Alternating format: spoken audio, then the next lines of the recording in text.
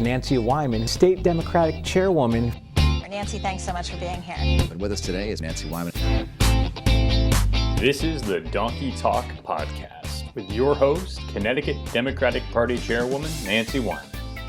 Hi, everybody. It's Nancy Wyman. And today we have a special guest on the show, somebody that I've known for very, very many years.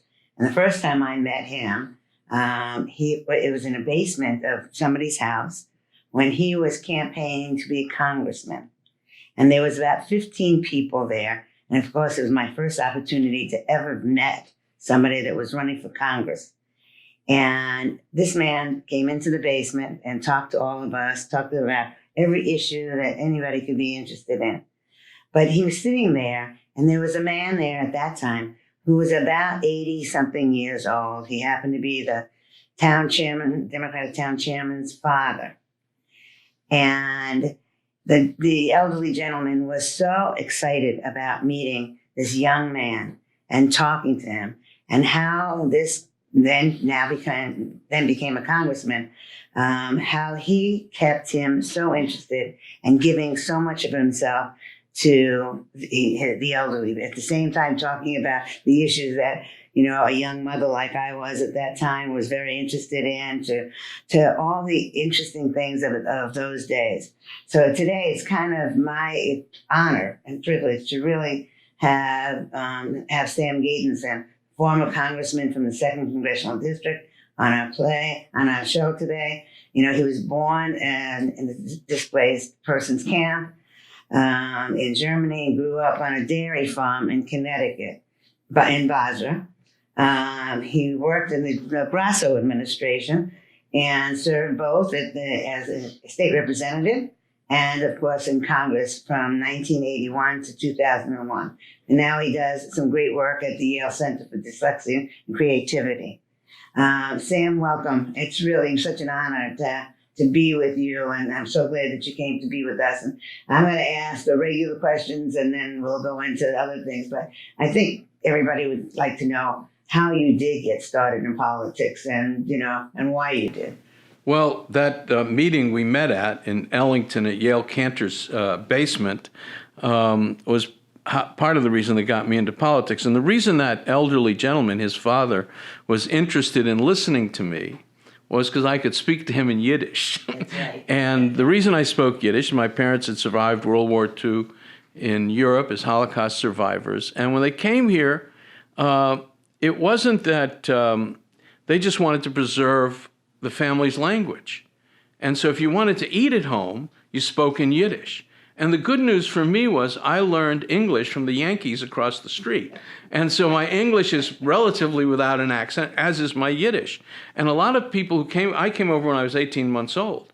And a lot of people who came over at 18 months have the same accents their parents had, because their parents immediately wanted to speak to them in English. So I think whether it's a boatload of Jewish people off the coast of Cuba on the U.S. St. Louis that were turned back to Europe and killed in the Holocaust, or as I was a teenager, a boatload of Vietnamese in the South China Sea, or today refugees from around the world, there's really no difference. And if you look at the old and the young, you definitely don't see any difference. Usually people of adult age, you look at the clothing style or something, you think, well, that's a lot different. But so I saw what was happening in a lot of places around the world, and that's what first energized me. And so my first campaign was the Duffy campaign in 1970, and I thought he had the courage to say what was needed. And you have to tell people what the Duffy campaign was, because a lot of our people of course, too young. But he ran as a progressive, and he was beaten by Lowell Weicker, who ran as a Nixon Republican, and later to Nixon's regret. And so, I started working on other people's campaigns. I worked on the Muskie campaign because I thought he could beat Nixon. And to show you how you shouldn't listen to me, I thought Nixon was the worst president the country would ever have. I said, nobody will be this bad. By the way, Nixon was for a guaranteed annual income. He created the EPA. He was for a pretty good health care plan. So, while we were cursing Nixon in those days, it turned out there could be worse, and it turned out to be Reagan. And so here I am, elected to Congress in 1980, and I know to some parts of the country today, Reagan's a hero, but he didn't know what was going on, but he did pick pretty decent staff. But he did a lot of bad things. He fired the controllers and all that for no reason at all, but just to look tough and anti-union. I thought that was the worst of it. George Bush the first was kind of namby-pamby. He was a decent guy in the old days. He moved to the right with the Republican Party. And I thought that was bad, but not terrible. And then George Bush Jr. came along, and I said, oh, this is the absolute worst. And, of course, we now have a president who proves I was wrong consistently, because it is stunning how terrible this president is. And it's not from a partisan perspective. It's from an American perspective. This country is where it is because, one, the respect for law. This president has no respect for law. He's trying to get the G7 to meet at his hotel down in Florida. I mean, to enrich yourself by your position as president is unseemly. And people haven't brought this up. Jimmy Carter, and I wasn't a big fan, when he got elected president, sold his peanut business, not because the president was going to do anything to affect the price of peanuts, but just the appearance that him being president and agricultural policy might be affected by his owner, sold his business. And, it's completely transparent.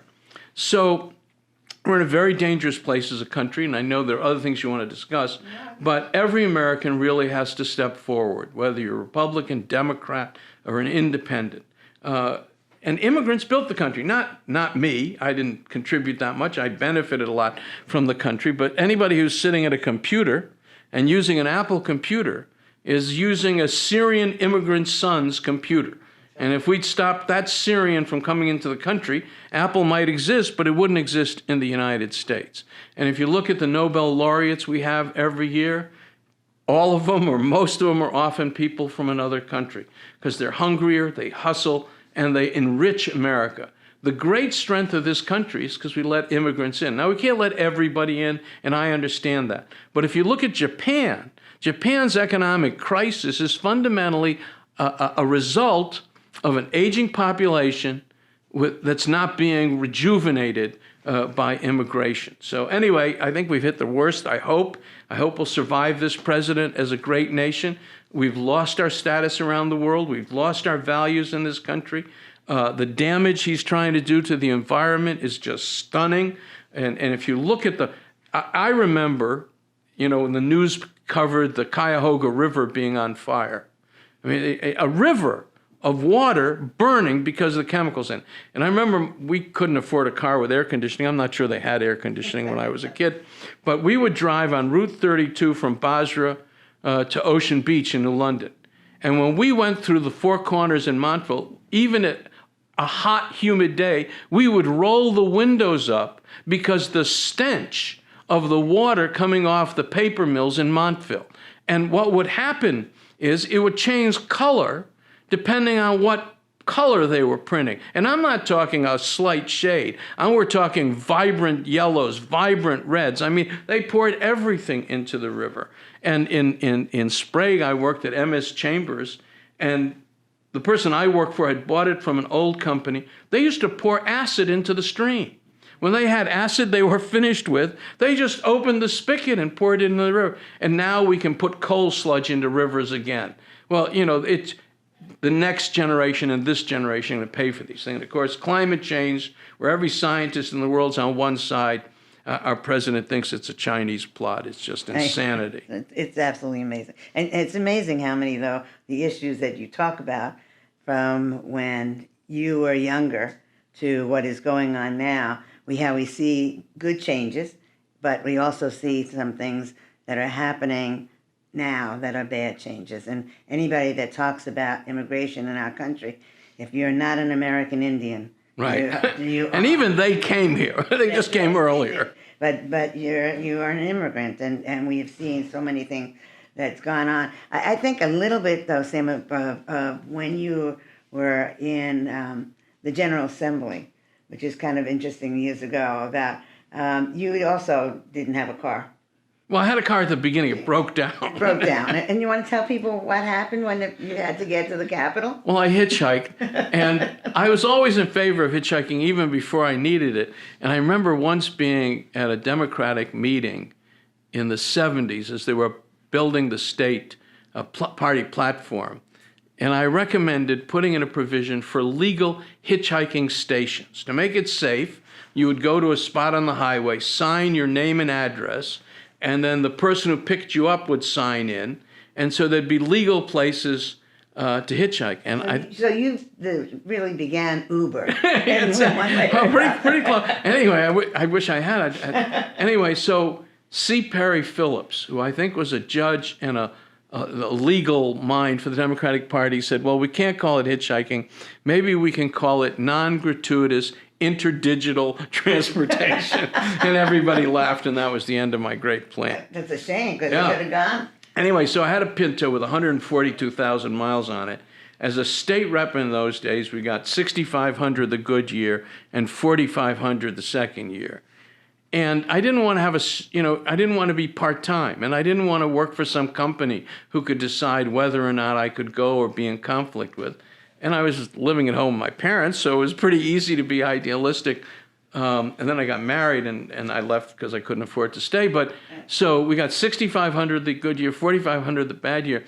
And the Pinto, was a pretty good car if nobody hit you in the rear end. They used to explode, apparently.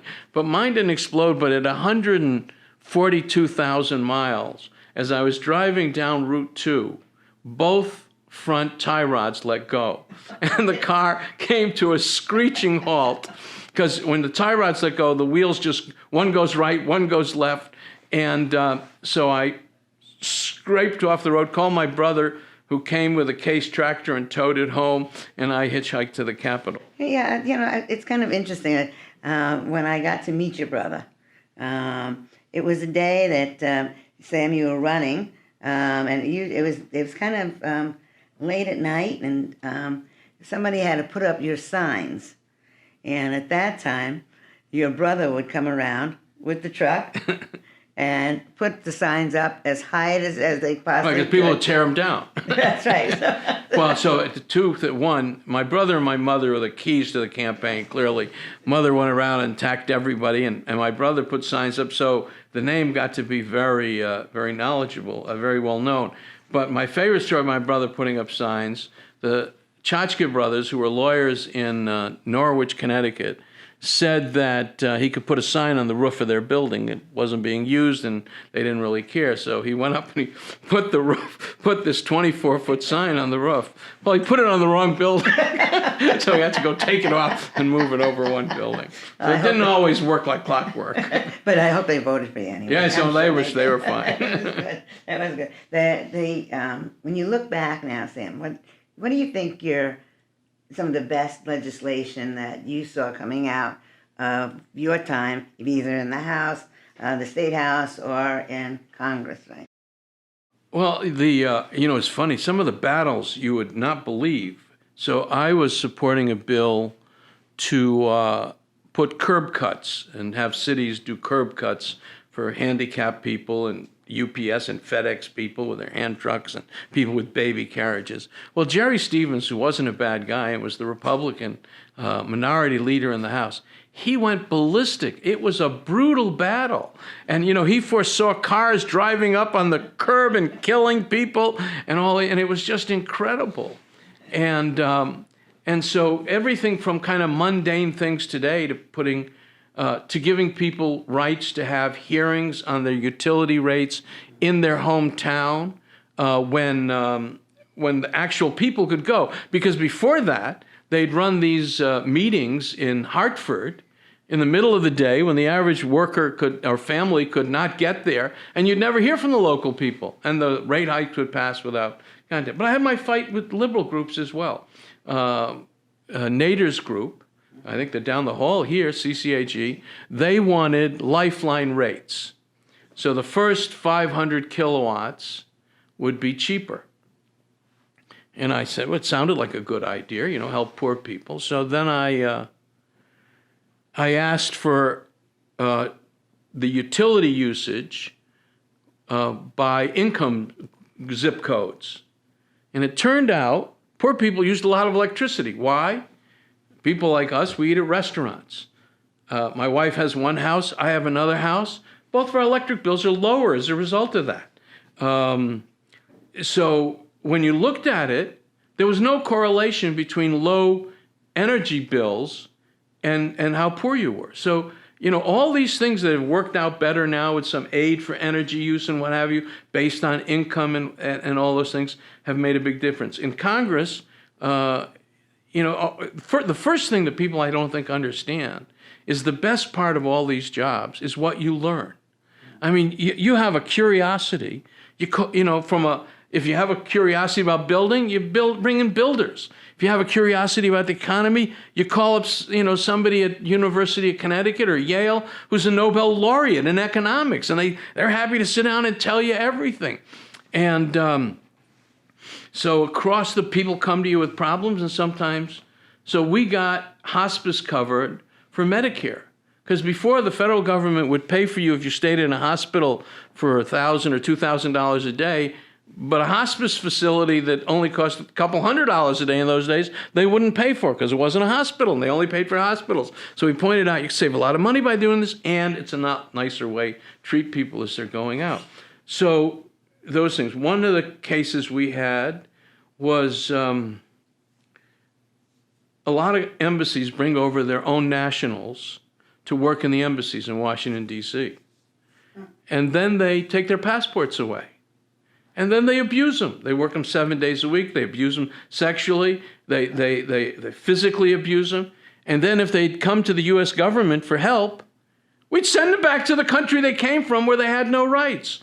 So we did the first bill on sexual exploitation for an international convention. And again, you end up fighting the guys whose side you're on and the people who are against it altogether. Because the people whose side you're on, they want a bill that immediately bans the country from all interactions with all other countries and declares war on them and, and everything else. And you can't get that passed. And on the other side, there are people, the government shouldn't do anything, the economy will take care of it or whatever. So I ended up being with a very right-wing Republican, Chris Smith of New Jersey. And we got the bill through that was the first bill that created a position in the State Department to deal with sex trafficking. And, sometimes the families are involved. You're a poor family up in the hills of a country and you got 7, 8, 10 kids, and some guy comes along and says, I'm going to take your daughter to the city, or we're going to make her rich and we'll give you $2,000. Well, you may have a suspicion how they're going to get rich on her, but you got to keep the rest of the family alive, and people do those things. So that was actually a very fulfilling thing. We did things on trade.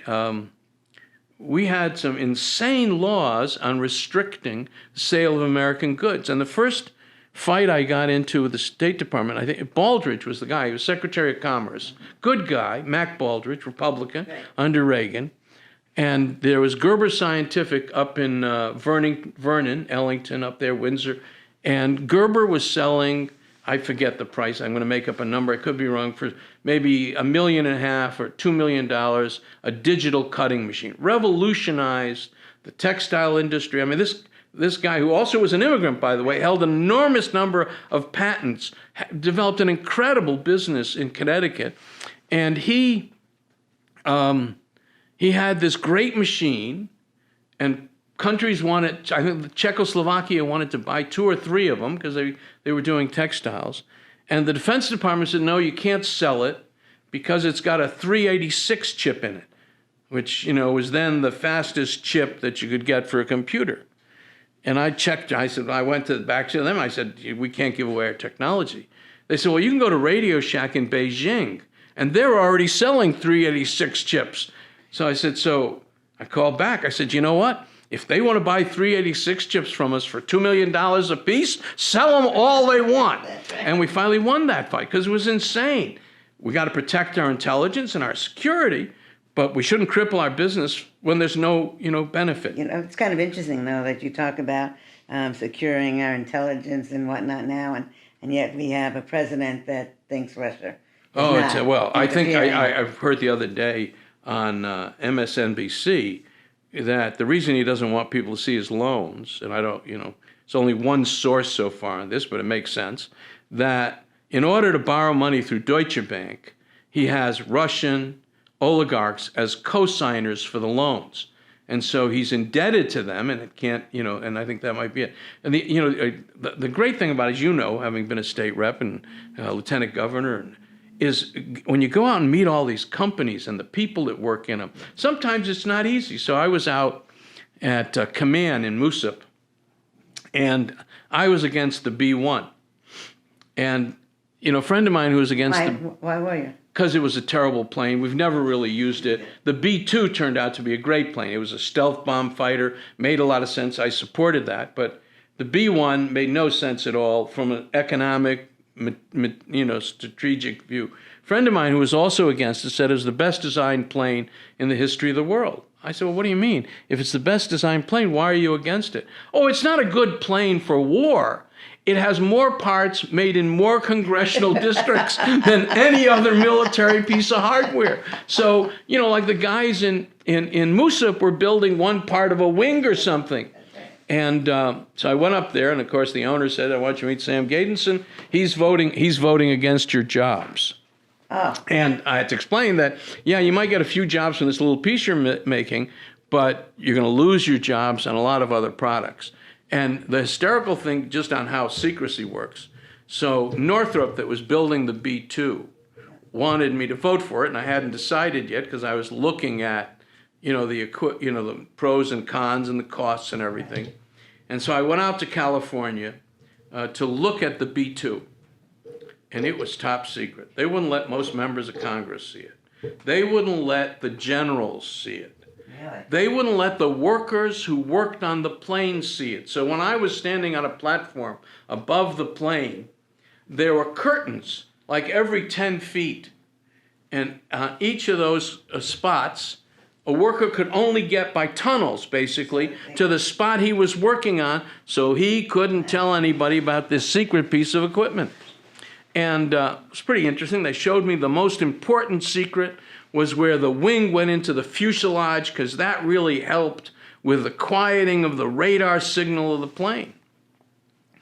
I said, that's great. So then back at LAX, ready to fly back to Washington, D.C., and I bought the usual magazines. In the old days, I didn't have them digitally that I usually buy, so I bought Popular Science and Popular Mechanics. On the cover of Popular Science is the whole damn plane, including a highlight on the section where the wing goes into the fuselage and how important that is. And then several years later, my friend Ron Wyden's now a senator from Oregon, was at a hearing on the stealth fighter. And again, they wouldn't talk about it. It was too secret. He took a box out from below. Mattel had already made a model of it, and it was out on the street. Oh, you talk about the magazines. All I keep thinking is, at least we knew that wasn't fake news. That was the real news. It's not fake news either. It's the way the president avoids taking responsibility for changing his story and for all the other terrible things. Absolutely, so true. So, Sam, a lot about things that we talk about now is how do we get people involved?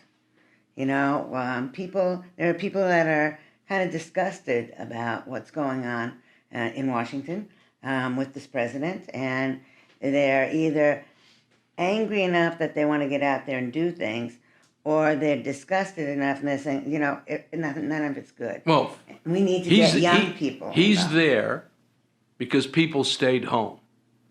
Because they either thought it doesn't make any difference. I mean, the press does this too sometimes. Oh, they're all bad. No, they may not be all perfect, but one's better.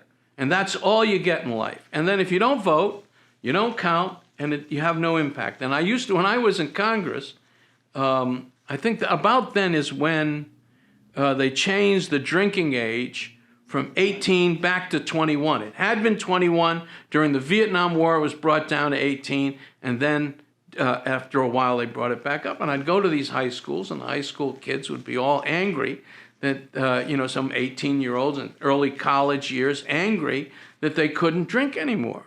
I said, well, it's your own fault. They said, what do you mean it's our fault? Congress did this. The state house did it. I said, did you ever vote? Like 1 out of 50 hands would go up. Well, you didn't vote. They didn't listen to you. They don't take away rights from old people. We vote. And that's true. It's one way of selling it. And for my parents fled Hitler and Stalin. And that's one of the lessons when I was in Congress. People go, there are some people who are always against right-wing dictatorships. Some people are always against left-wing dictatorships. I grew up, they're all bad. When they kill your relatives, it doesn't matter what their ideology is. And so, when you have an opportunity without risking your life, I mean, we get to vote by just getting up in the morning. Oh, it's raining. I'm not going to vote today. The polling places, it's down the street too far. Yeah, other people are getting shot at trying to vote. I'm on, Madeleine Albright runs this organization called the National Democratic Institute. We do election monitoring and training around the world.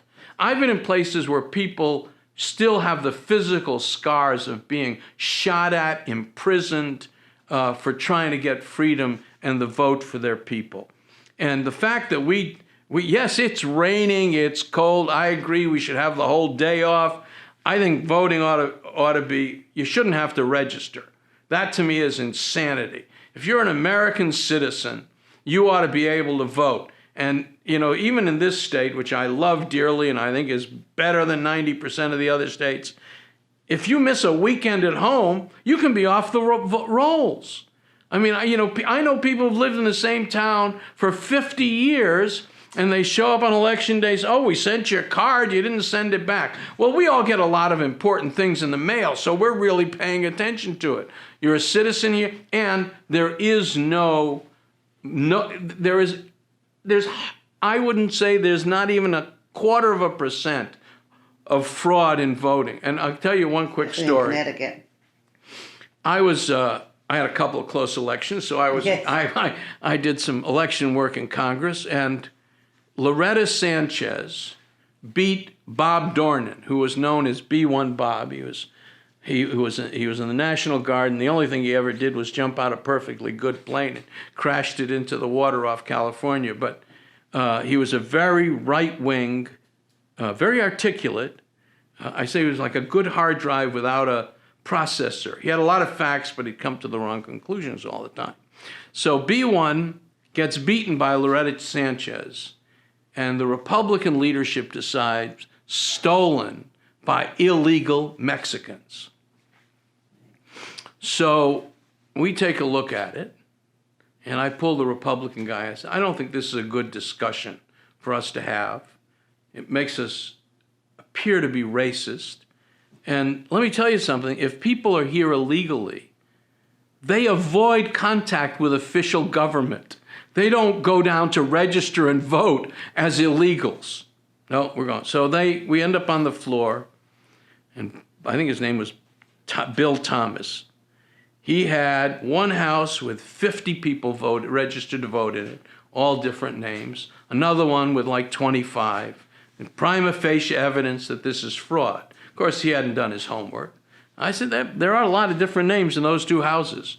One is a Marine barracks, and the other one was a nunnery. And, it's just insanity that, that this conspiracy theory just grew out of nothing. And part of the reason, Hispanics used to vote Republican almost as much as they voted Democrat, sometimes more so because of abortion and the church issues. Now they're all heading to the Democratic Party because these people have alienated them so much. But it's so scary, Sam. We're talking years and years ago, and it's happening now. It's happening in our country now, that people are getting restricted from going out to vote. Oh, absolutely, absolutely. And this president and this Congress is not doing anything to stop it. One, the Republican Party of California and the Republican Party of New Jersey were both penalized for interfering with people's right to vote. And this isn't a new phenomenon in the United States, by the way. No, it's not. In the 1850s or so, maybe it was a little later, there was the Know Nothing Party. And that party was afraid that the country would be taken over by the Vatican, that the Italian immigrants and the And the Irish immigrants who were coming here, who were Catholics, unlike the Protestants that were the majority that founded the country, would turn us into an arm of the papacy. And that's what I want people to remember. You know, Bob, he's not really a racist. He says some racist things. Okay, let me ask you this. How would you feel if when he came down that escalator when he announced, instead of saying most Mexicans are criminals and rapists and there's some good Mexicans, if he said Jews are all criminals and thieves, yeah, there's some good ones. Irish are all criminals and thieves, yeah, there might be some good ones. How would you feel then about his policies and his actions? Would you be so forgiving for what is clearly his racist ploy to get reelected? Now, Republicans have done this for a long time. I know it's not polite to say these things. They used to call it the Southern strategy. And what was the Southern strategy? It was to take white Democrats from the South and get them to vote for Republicans by trying to make it clear that Democrats were for black people. That's the same racist policy, and Trump just added a little bit more juice to it. They should have been embarrassed then by their Southern strategy, and they should be embarrassed now. And when I see people, Jewish people, Irish people, Italian people, all these groups were discriminated against at one point. And when I tell people, just because they started with someone else doesn't mean they won't get to you. Yeah, they stand up. I didn't stand up because they came for somebody Pastor else. Niemöller. And there was nobody there to stand Pastor up. Niemöller, for young people, was a cleric in Germany, and he's famous for having written this letter that basically said, first they came for the communists, and I wasn't a communist. And then they came, for the Jews and the unions and the Catholics. And each time it didn't affect me. And then they came for me, and by then it was too late. I was all alone. And there was nobody to stand up for me. Well, Sam, I got to thank you. We're running out of time, and this was absolutely wonderful. I really do appreciate it. You sharing the stories and the feelings, and it's people have to understand, I think, that, they think that 1974 or 1981 was a long time ago. But when we see that some of the same things are happening now, we've got to stand up and use our voices. And I want to thank you, Sam, for all the years that you did use your voice to stand up and defend so many people and taking care of the state of Connecticut, but in getting your word out there to the entire world. So thanks, Sam. Thank you. Eternal vigilance, the price of liberty.